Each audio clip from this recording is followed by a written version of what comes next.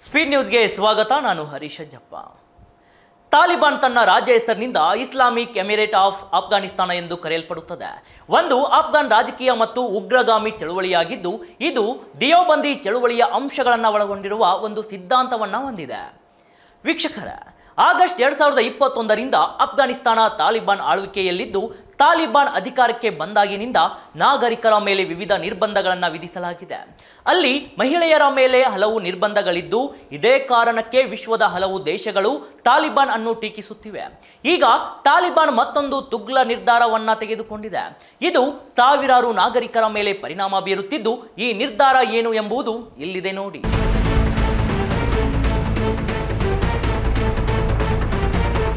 ವರದಿಗಳ ಪ್ರಕಾರ ಉತ್ತರ ಅಫ್ಘಾನಿಸ್ತಾನ ಬಾಲ್ಕ್ ಪ್ರಾಂತದಲ್ಲಿ ತಾಲಿಬಾನ್ ಸರ್ಕಾರ ಫೈಬರ್ ಆಪ್ಟಿಕ್ ಇಂಟರ್ನೆಟ್ ಅಥವಾ ವೈಫೈ ಅನ್ನು ನಿಷೇಧಿಸಿದೆ. ಪರಿಣಾಮವಾಗಿ ನಾಗರಿಕರು ಇನ್ನು ಮುಂದೆ ವೈಫೈ ಬಳಸಲು ಸಾಧ್ಯವಾಗುವುದಿಲ್ಲ. ಅನೇಕ ಜನರ ಮನೆಗಳು, ವ್ಯವಹಾರಗಳು ಮತ್ತು ಸರ್ಕಾರಿ ಕಚೇರಿಗಳಲ್ಲಿ ವೈಫೈಯನ್ನು ದಿಢೀರಾಗಿ ಸ್ಥಗಿತಗೊಳಿಸಲಾಗಿದೆ. ಅಫ್ಘಾನಿಸ್ತಾನದಲ್ಲಿ ಅಧಿಕಾರ ವಹಿಸಿಕೊಂಡ ನಂತರ ತಾಲಿಬಾನ್ ವಿಧಿಸಿದ ಮೊದಲ ಪ್ರಮುಖ ಇಂಟರ್ನೆಟ್ ನಿಷೇಧ ಇದಾಗಿದೆ. ಹೌದು, ವೈಫೈಗೆ ನಿಷೇಧ ಹೇರಿದ್ದರೂ ಮೊಬೈಲ್ ಇಂಟರ್ನೆಟ್ ಕಾರ್ಯನಿರ್ವಹಿಸುತ್ತಿದೆ. ಇದು ನಾಗರಿಕರು ಕೊಂಚ ಪರಿಹಾರವನ್ನ ನೀಡಿದೆ. ತಾಲಿಬಾನ್ ಸರ್ವೋಚ್ಚ ನಾಯಕ ಇಬ್ದುಲ್ಲಾ ಅಖುಂಡಜಾದ ವೈಫೈ ಸ್ಥಗಿತಗೊಳಿಸುವ ಆದೇಶದ ನಂತರ ಎಲ್ಲಾ ಕೇಬಲ್ ಸಂಪರ್ಕಗಳನ್ನು ಕಡಿತಗೊಳಿಸಲಾಗಿದೆ. ಅಫ್ಘಾನಿಸ್ತಾನದಲ್ಲಿ ಹುಡುಗಿಯರು ಪ್ರಪಂಚದೊಂದಿಗೆ ಸಂಪರ್ಕ ಸಾಧಿಸಲು ಮತ್ತು ಶಿಕ್ಷಣ ಪಡೆಯಲು ವೈಫೈ ಒಂದು ಸಾಧನವಾಗಿತ್ತು.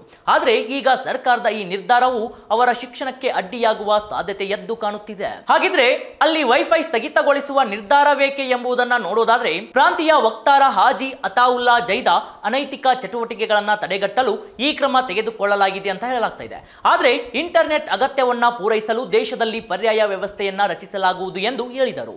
ಪ್ರಸ್ತುತ ಈ ನಿಷೇಧವನ್ನ ಬಾಲ್ಕ್ ಪ್ರಾಂತ್ಯದಲ್ಲಿ ಮಾತ್ರ ವಿಧಿಸಲಾಗಿದೆ. ಹಾಗಾದ್ರೆ ಭವಿಷ್ಯದಲ್ಲಿ ದೇಶಾದ್ಯಂತ ಈ ನಿಷೇಧವನ್ನ ವಿಧಿಸಲಾಗುತ್ತದೆಯೇ ಎನ್ನುವ ಬಗ್ಗೆಯೂ ಪ್ರಶ್ನೆಗಳು ಉದ್ಭವಿಸಿವೆ. ಭಯೋತ್ಪಾದಕರು ಬಾಂಬ್ ದಾಳಿ ನಡೆಸುವುದನ್ನು ತಡೆಯಲು ಭದ್ರತಾ ಕಾಳಜಿಯನ್ನ ಉಲ್ಲೇಖಿಸಿ ತಾಲಿಬಾನ್ ಈ ಹಿಂದೆ ಧಾರ್ಮಿಕ ಹಬ್ಬಗಳಿಗೆ ಸಮಯದಲ್ಲಿ ಮೊಬೈಲ್ ನೆಟ್ವರ್ಕ್ಗಳನ್ನು ಸ್ಥಗಿತಗೊಳಿಸಿತ್ತು. ಈಗ ತಾಲಿಬಾನ್ ಬ್ರ್ಯಾಂಡೆಡ್ ಅನ್ನು ನಿಷೇಧಿಸಿದೆ. ಮುಂದಿನ ದಿನಗಳಲ್ಲಿ ದೇಶಾದ್ಯಂತ ಈ ನಿಷೇಧವನ್ನು ವಿಧಿಸುವ ಸಾಧ್ಯತೆ ಕೂಡ ಎದ್ದು ಕಾಣ್ತಾ ಇದೆ. ಇದಾಗಿತ್ತು ಇವತ್ತಿನ ವಿಶೇಷ ಕಾರ್ಯಕ್ರಮ. ನೋಡ್ತಾ ಇರಿ ಸ್ಪೀಡ್ ನ್ಯೂಸ್ ಕನ್ನಡ. ಸುದ್ದಿ ನಿಮ್ಮದು, ವೇಗ ನಮ್ಮದು.